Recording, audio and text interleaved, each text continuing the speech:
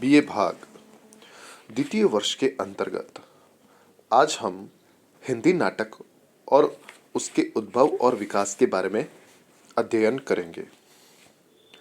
आज से कुछ वर्ष पूर्व विद्वानों की यह धारणा थी कि नाटक का उद्भव और विकास 19वीं शती में हुआ, किंतु डॉक्टर दशरथ ओझा ने अपने महत्वपूर्ण अनुसंधान द्वारा यह सिद्ध करने की चेष्टा की है कि नाटक का उद्भव 13वीं शती में हुआ।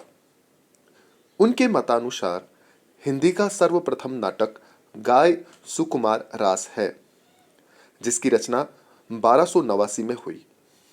उन्होंने रास नामधारी नाटकों के 3 रूपों की चर्चा की है, किंतु डॉक्टर ओझा द्वारा चर्चित नाट्य रासकों में नाटकीय तत्वों, अभिनेयता आदि का सर्वदा अभाव देखते हुए उन्हें हिंदी का सर्वप्रथम नाटक घोषित करना सर्वदा निरापद नहीं है। डॉक्टर ओझा ने मैथिली नाटकों, रासलीला विषयक नाटकों तथा पद्मबद्ध नाटकों की भी चर्चा की है।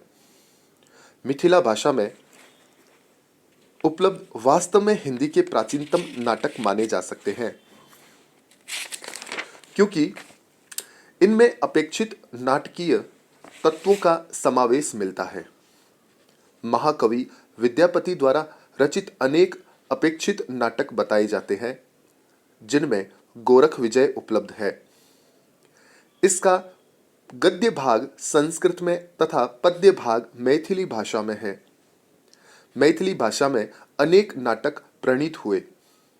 मैथिली नाट्य परंपरा का प्रभाव नेपाल, असम तथा उड़ीसा प्रांत की भाषाओं पर भी पड़ा। रासलीला संबंधी नाटकों का विकास ब्रज प्रदेश में हुआ। रासलीला संबंधी नाटकों में नृत्य, गीत और कविताओं की प्रधानता है और नाटकों के अपेक्षित तत्वों का समावेश कम है। इस प्रकार नाटक के आज भी देश के विभिन्न भागों में रास मंडलियों द्वारा दिखलाए जाते हैं। 17वीं 18वीं शताब्दियों में कतिपय पद्यबद्ध नाटकों की रचना हुई, जिनमें रामायण, महानाटक, हनुमान नाटक, समयसार नाटक तथा प्रबोध चंद्रोदय आदि उल्लेखनीय है। इस प्रकार के पद्यबद्ध नाटकों की परंपरा 19वीं शताब्दी तक चलती रही। इन नाटकों के विषय में यह स्मरण रखना होगा कि इनमें कविता की अत्यधिक प्रधानता है और नाटकीय तत्वों की अपेक्षाकृत अभाव है। प्रबोध चंद्रोदय की इस कथन का भले ही अपवाद समझा जाए, हिंदी साहित्य में नाटकों का वास्तविक आरंभ भारतेंदु काल से ही हुआ। यद्यपि यह परंपरा पद्यबद्ध नाटकों के रूप में हिंदी और मैथिली भाषा में पहले से चली आती थी, इन पद्यबद्ध नाटकों पर संस्कृत नाटकों की ह्रासोन्मुखी परंपरा का स्पष्ट प्रभाव है।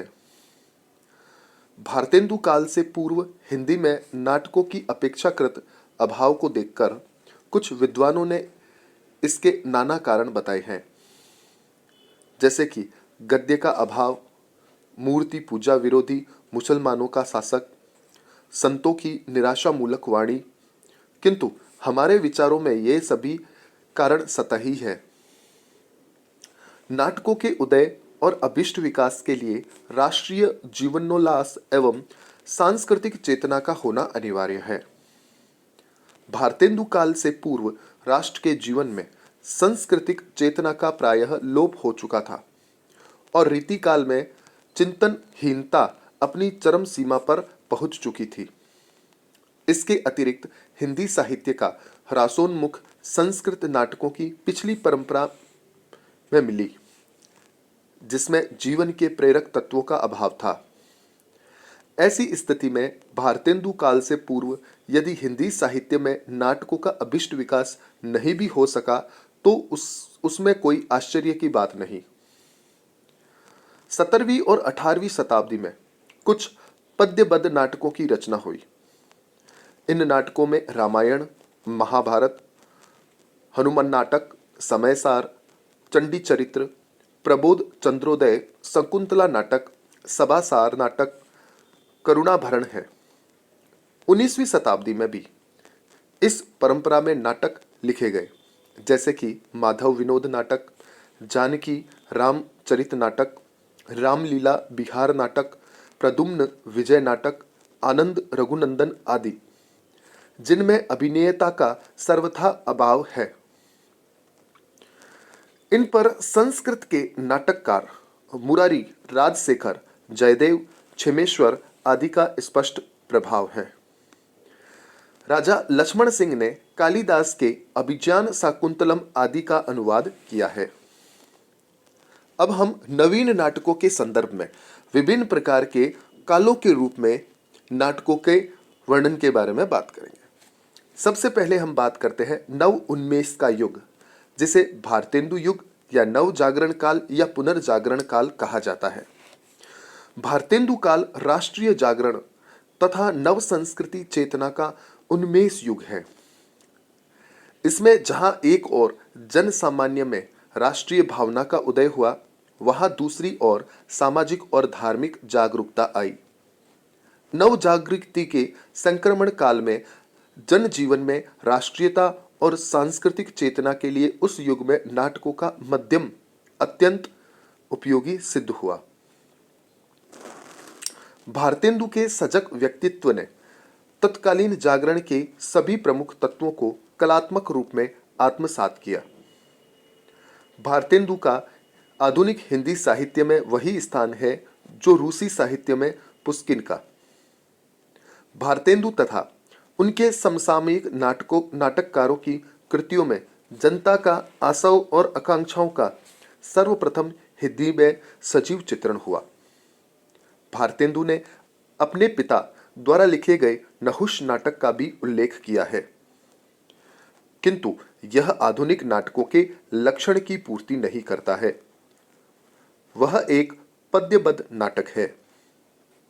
भारतेंदु कृत नाटक हिंदी का सर्वप्रथम नाटक माने जा सकते हैं। भारतेंदु जी ने संस्कृत, अंग्रेजी और बांग्ला भाषा के नाटकों का विस्तृत अध्ययन किया था और उन्होंने तत्कालीन रंगमंच की आवश्यकताओं को भी खूब समझा था। भारतेंदु जी ने पारसी कंपनियों को अर्थार्जन तथा सस्तेपन की दूषित प्रवृत्तियों को खुले नेत्रों से देखा था। अतः उनके नाटकों का सर्वप्रथम लक्ष्य जनता की रुचि का परिष्कार करना रहा।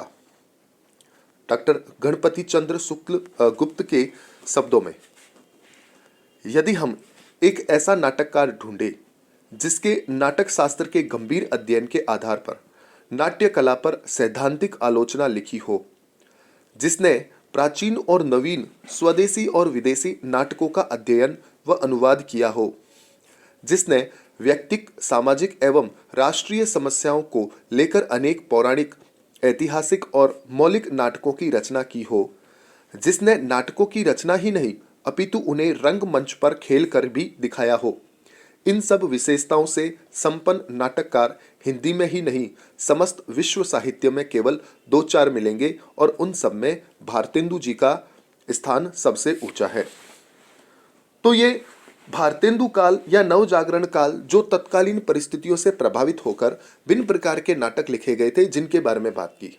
अगले वीडियो में हम इनके द्वारा लिखे गए नाटकों के विषय तथा अन्य सिद्धांतों के बारे में बात करेंगे।